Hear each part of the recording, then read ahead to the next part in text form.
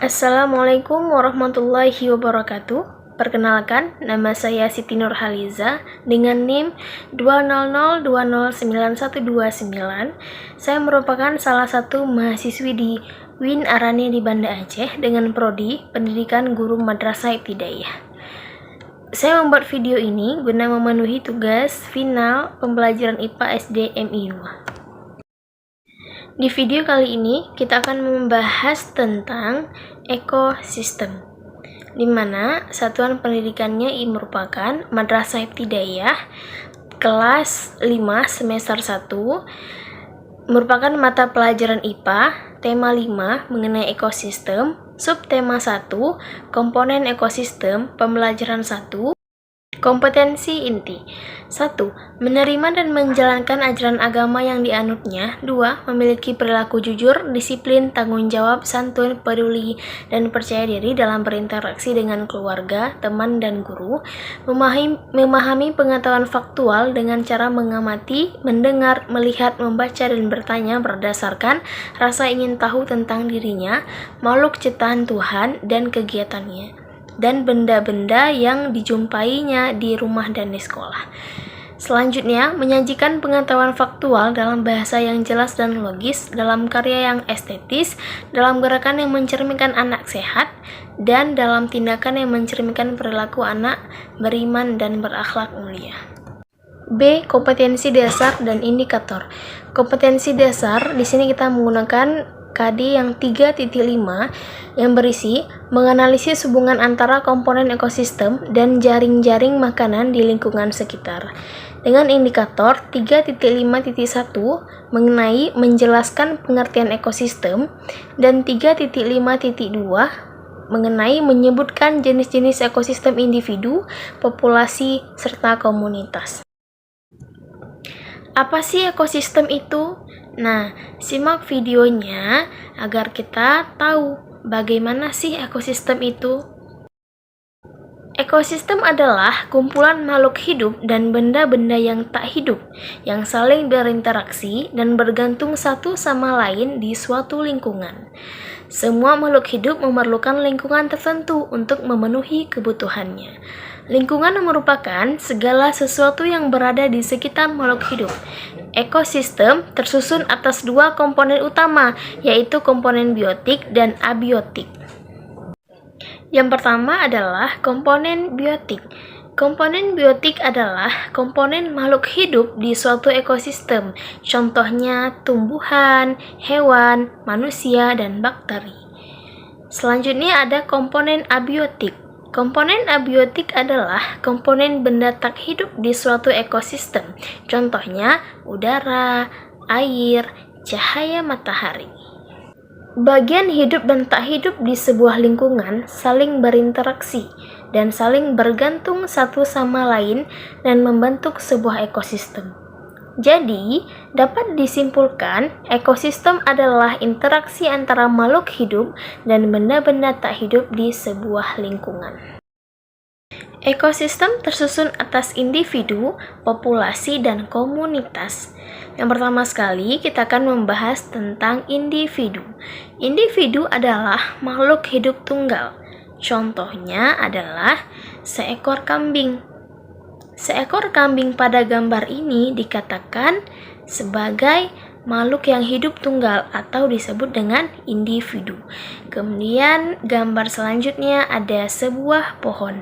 Nah, sebuah pohon di sini disebut sebagai individu juga, sama seperti kambing karena dia berada sendiri atau dengan sebutan lain adalah makhluk hidup tunggal. Kemudian selanjutnya ada populasi. Apa sih populasi itu? Nah, populasi adalah sekelompok dari spesies yang sama yang hidup di suatu daerah tertentu dalam waktu yang sama pula. Contohnya, 2 ekor kupu-kupu pada sebuah taman bunga, maka disebut populasi. Akan tetapi, jika 2 ekor kupu-kupu dari spesies yang sama tapi tinggal di 2 taman bunga yang berbeda, maka keduanya bukanlah satu populasi. Adapun 2 ekor kupu-kupu yang tinggal dalam taman yang sama, namun pada waktu yang berbeda, maka juga bukanlah suatu populasi. Karena populasi itu harus hidup di tempat dan waktu yang sama. Apa sih contoh daripada populasi? Nah, contoh daripada populasi ialah ini ada 2 ekor kupu-kupu yang hinggap pada taman bunga yang bersama, pada taman bunga yang di waktu bersamaan. Kemudian ada 2 ekor kambing. 2 ekor kambing ini berada di tempat yang sama dalam waktu yang sama. Maka kedua-dua gambar tersebut termasuk dalam populasi. Selanjutnya ada komunitas. Apa sih komunitas itu? Komunitas adalah kumpulan dari beberapa populasi spesies yang berbeda. Komunitas merupakan kelompok organisme, yakni orang dan sebagainya, yang hidup saling berinteraksi di dalam daerah tertentu. Komunitas disebut sebagai kelompok masyarakat, tetapi terkait dengan lingkungan dan makhluk hidup, maka artinya juga berkaitan dengan hewan dan makhluk hidup. Apa sih contoh daripada komunitas sesuai dengan pengertian yang telah kita dengar tadi? Nah, contoh dari komunitas ialah sebuah komunitas yakni adanya tumbuhan padi, belalang, ulat, ayam, dan ular. Belalang hidup di padang padi sebagai sumber makanannya, beserta hewan-hewan kecil lainnya. Kemudian, ayam membutuhkan populasi ulat sebagai sumber makanannya. Nah, hewan-hewan dalam suatu komunitas itu seakan menjadi rantai makanan dan saling berkaitan. Itulah yang dinamakan komunitas. Nah, perhatikan gambar berikut ini. Gambar yang pertama ini merupakan rantai makanan, di mana dapat dilihat yang pertama ini ada rumput. Nah, rumput itu dimakan oleh belalang. Kemudian, lalang dimakan oleh katak. Kemudian, katak dimakan oleh ular. Ular dimakan oleh elang. Kemudian, perhatikan gambar kedua. Nah, gambar kedua itu ialah merupakan contoh gambar komunitas, di mana pengertian komunitas tadi ialah kumpulan dari beberapa populasi spesies yang berbeda. Jadi, pada gambar tersebut termasuk pada komunitas. Berdasarkan proses terbentuknya, ekosistem terbagi menjadi 2, yaitu yang pertama ekosistem alami. Ekosistem alami merupakan ekosistem yang terbentuk dengan sendirinya tanpa campur tangan manusia, seperti laut, sungai, dan hutan. Kemudian yang kedua ada ekosistem buatan. Ekosistem buatan merupakan ekosistem yang dibuat oleh manusia, seperti akuarium, sawah, kolam, dan masih banyak yang lain-lainnya lagi. Kemudian selanjutnya kita akan membahas tentang faktor-faktor yang mempengaruhi ekosistem. Yang pertama ada faktor alam. Bagaimana yang dimaksud dengan faktor alam? Faktor alam berupa bencana alam yang tidak dapat diduga dan dikehendaki manusia. Contohnya ialah seperti gempa bumi, tsunami, dan lain-lain. Kemudian yang kedua ialah faktor manusia.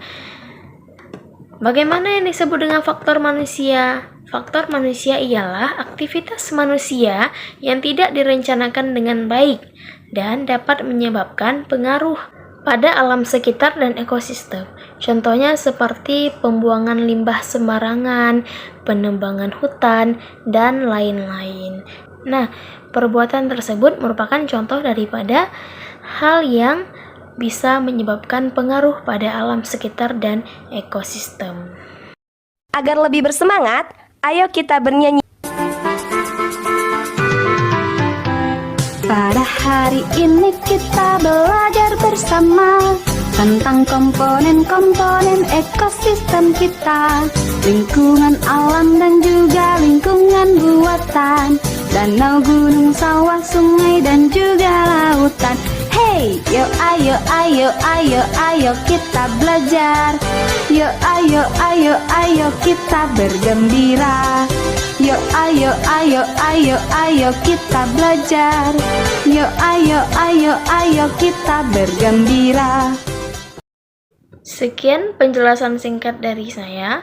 Lebih dan kurang saya mohon maaf. Assalamualaikum warahmatullahi wabarakatuh.